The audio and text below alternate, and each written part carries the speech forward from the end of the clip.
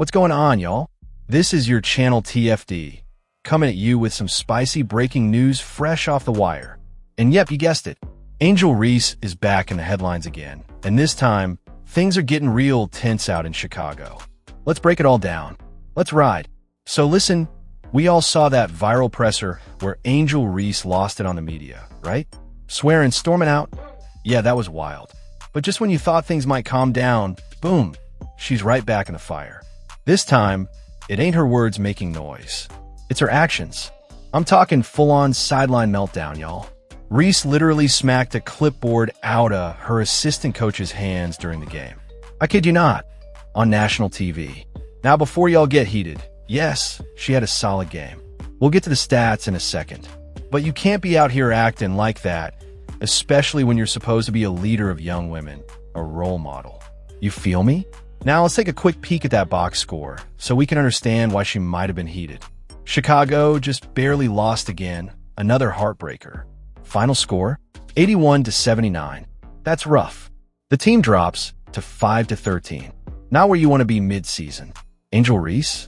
She put up another double-double. 22 points, 15 boards, 4 dimes in 36 minutes.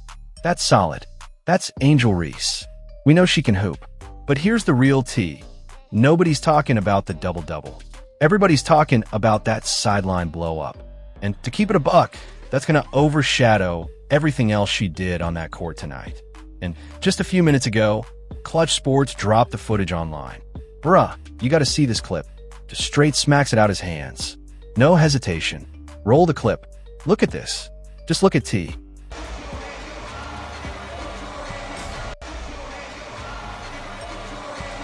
Now, I ain't even gonna sugarcoat this one. Bruh, we just saw Angel Reese literally smack the clipboard right out of the assistant coach's hands. I mean, right out of his hands, dog. You can't even play it off. The whole thing was caught in 4K, live on national TV. That's not leadership. That's not poise. That's not how you represent yourself, your team, or the league. Angel Reese is supposed to be one of the rising stars of this league, someone young girls look up to worldwide. And this is not the image you want to be putting out there. Straight up, it's embarrassing. Embarrassing for her. Embarrassing for the Chicago Sky. And even worse, it makes the coaching staff look like they got no control over this locker room. Tyler Marsh, man, it's not looking good for him either. I gotta call it how I see it. When stuff like this goes down and players feel bold enough to disrespect your staff like that in front of the world, it means the leadership chain is broken. Point blank. Now don't get me wrong, Angel balled out. Another double-double. 22 points. 15 rebounds. She showed up on the court like she always does. But no matter how good your stat line looks, this kind of behavior overshadows everything. And yo, I peeped the comments online already. Folks are counting it out. Disrespectful. Embarrassing. 2-game suspension minimum. And honestly, they ain't wrong. A lot of people finally saying what needs to be said. Angel gotta be held accountable. Now, I know y'all probably wondering, did she talk to the media? Did she say anything about it after the game? Well, guess what? She did. Angel actually showed up at the post-game press conference. So now, we're gonna see if she owned up to it or danced around it. Let's pull up the clip real quick. Let's hear from Angel herself. Because depending on what she says here, it could either calm things down or blow it all the way up. Before we go to the clip, look at this one, also viral. People said Angel Reese calls for an ISO and hits the defender with the Hesse cross. She in her bag. See who has the most will on this particular play. Reese lost the handle. Melvin in transition. Evo, did you get an explanation on your sixth foul? Like, was it a foul? Oh, sorry. Explanation for the final foul. No, I mean, I didn't ask, and I wasn't going to approach them after the game, so no explanation. Go to DJ.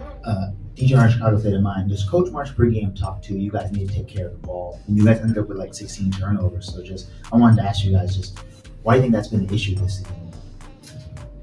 I mean, some turnovers are focus things. Some are rushing a little bit. I think, at times if you're not sure about a pass, we probably shouldn't make it. So I think it's sometimes just a focus issue and rushing a little bit. And then also, both of you guys down the stretch played with 5 fouls. Can you just talk to like Coach Lemieux and just the trust he has in both of you?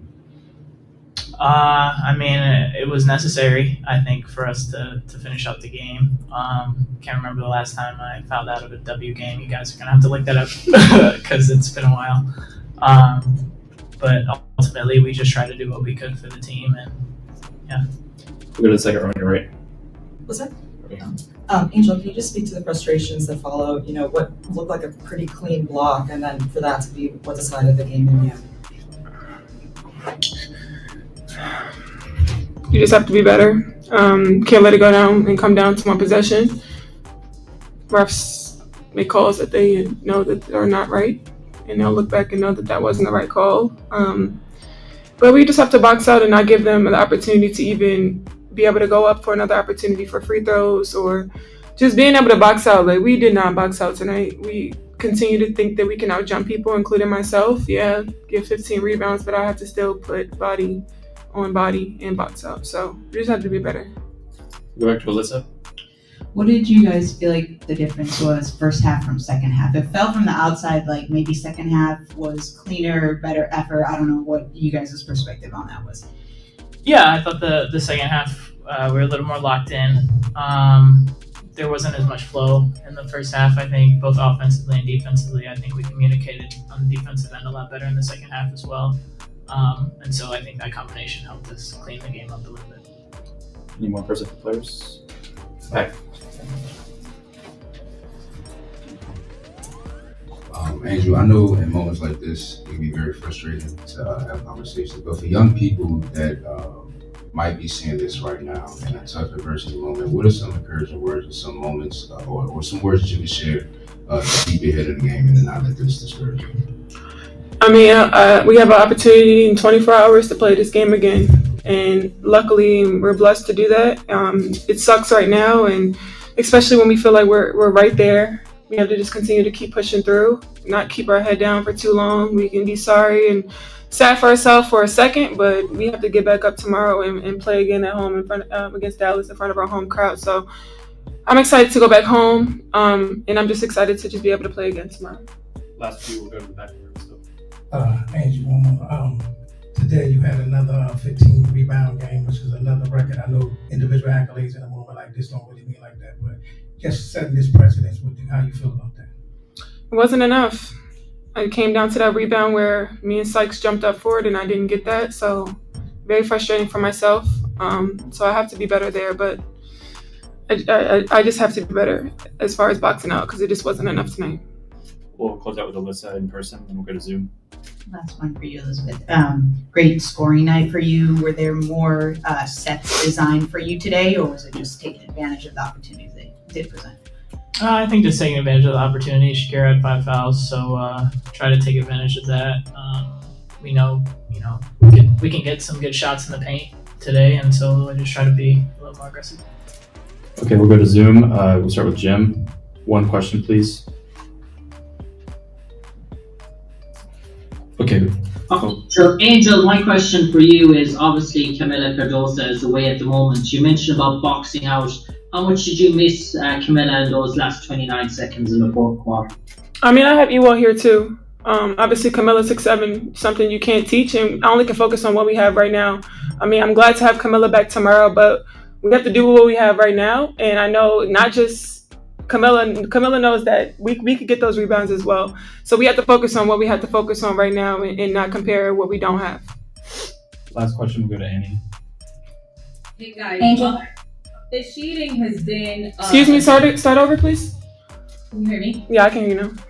Officiating has been a topic all season long across the league, just poor officiating and problems with officiating. I'm curious, as CBA negotiations continue, if you think negotiating for a standard with... That's what Ewell can answer that for you. She's more into the CBA stuff than I know, so let Ewell answer that.